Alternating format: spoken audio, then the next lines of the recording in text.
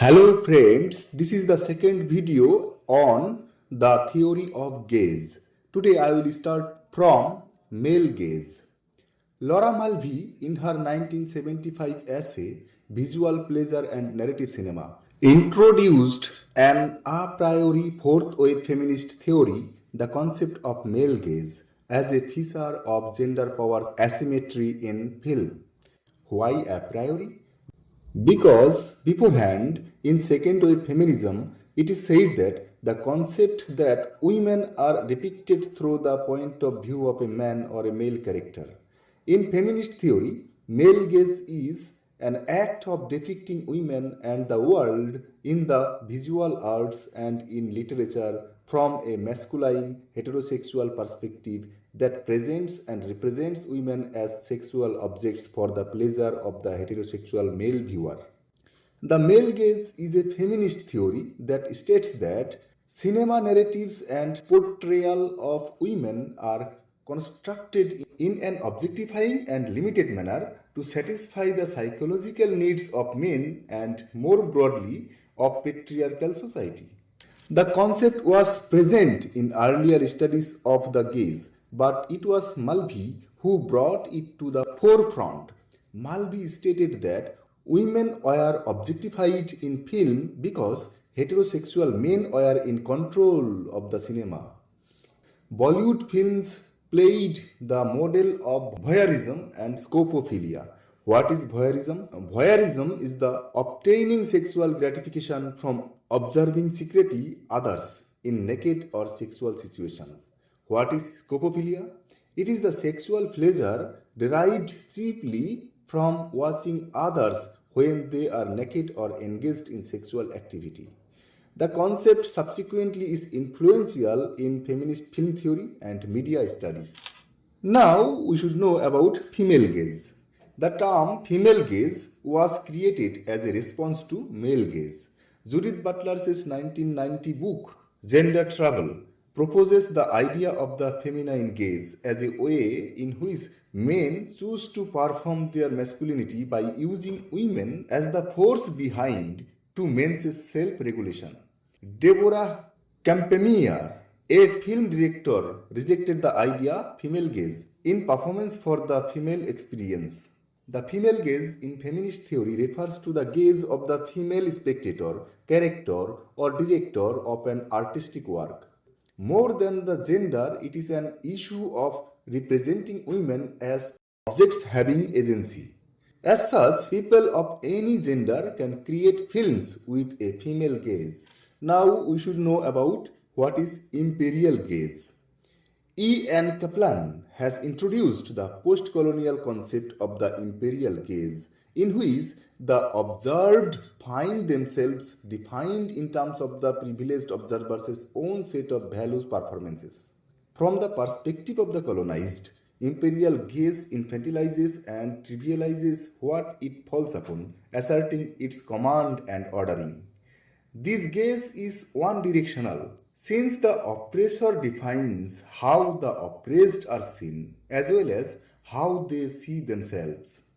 The imperial gaze has long been at work in European paintings of indigenous colonized people. Kaplan comments, the imperial gaze reflects the assumption that the white Western object is central, much as the male gaze assumes the centrality of the male subjects. Now we are going to know what is white gaze. The white gaze is omnipresent. It occurs when people view black creations under the scope of white ethnocentrism. Ethnocentrism involves the idea of looking at one's own culture as the highest standard of good culture. Popular music critics and old plantation overseers both share this socio-cultural lens. Overseers see a black woman as a vehicle to carry out white supremacy. The caretakers or the overseers believe on their ability to decide the cultural or political worth of a black person warranted by matter of their own white existence. The white music critic treats his opinion as law on black content. Black people hardly escape the scope of white ethnocentrism. Black American culture has always stood below the scrutinizing eyes of white supremacy. In an interview with Charlie Rose in 1998, Nobel and Pulitzer Prize winner Toni Morrison explains her issues with the white gaze. The white gaze serves to limit the cultural expression of blacks by way of white ethnocentricity. Now we are going to know what is the oppositional gaze. What is oppositional gaze? Bell Hooks, in her 1992 essay, The Oppositional Gaze, Black Female Spectatorship, counters Laura Mulvey's notion of the male gaze by introducing the oppositional gaze of black women. Oppositional gaze is a way that a black person in a subordinate position communicates their status. This concept exists as the reciprocal or mutual of the normative white spectator gaze. As Mulvey's essay contextualizes the male gaze and its objectification of white women, Hooke's essay opens oppositionality as a key paradigm in the feminist analysis of the gaze and of scopophilic regimes in Western culture. The oppositional gaze remains a critique and rebellion due to the sustained and deliberate misrepresentation of black women in cinema as characteristically Mommy, Jezebel, or Safiya.